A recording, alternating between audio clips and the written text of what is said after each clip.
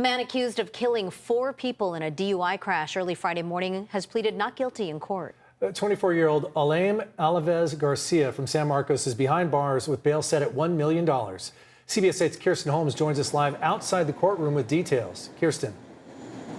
Yeah, those 4 victims were ejected from the car they were in when CHP says Alvarez Garcia slammed into the back of their vehicle with a blood alcohol content of 0.16.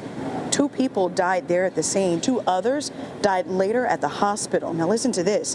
One of those victims was actually hit twice because after they were ejected, CHP says a second car crashed into the already deadly crime scene.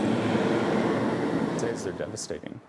I mean, think of the amount of people in 4 people's orbits, all of the people who will be affected by this crime. Deputy District Attorney Spencer Sharp is with the DUI homicide unit. Immediately after the collision, another driver who was later determined to be under the influence entered the collision scene and unfortunately struck one of the victims who had been ejected. Sharp says bystanders tried to help with the deadly crash as CHP officers showed up. A witness who had assisted with the defendant being removed from his vehicle, which actually overturned due to the collision, was seen then trying to discard empty alcohol containers over the side of the road.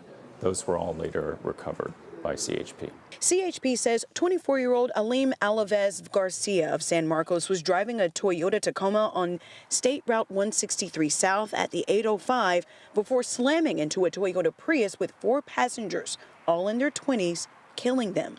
His blood alcohol content was 0.16. Alvarez Garcia's defense attorney didn't speak to CBS 8 on camera, but says Alvarez Garcia does not have a criminal history.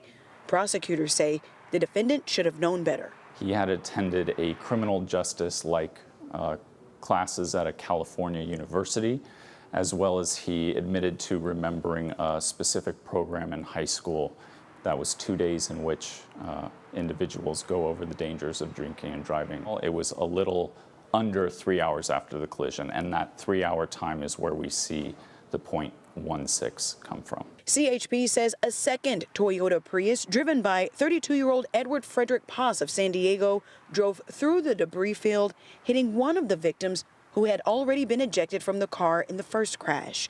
CHP says 32-year-old Paz was also driving while intoxicated and will also have his own separate day in court on several charges. Members of Alvarez Garcia's family were present in court, as well as a large group of family and friends of the victims who died. Now, the court proceedings for the second crash involving Paz, the second DUI suspect, those will be handled separately from this court case. And Alvarez Garcia's next court appearance is set for August 20th. We'll keep you posted on what happens. Reporting for CBS 8, I'm Kirsten Holmes. Back to you.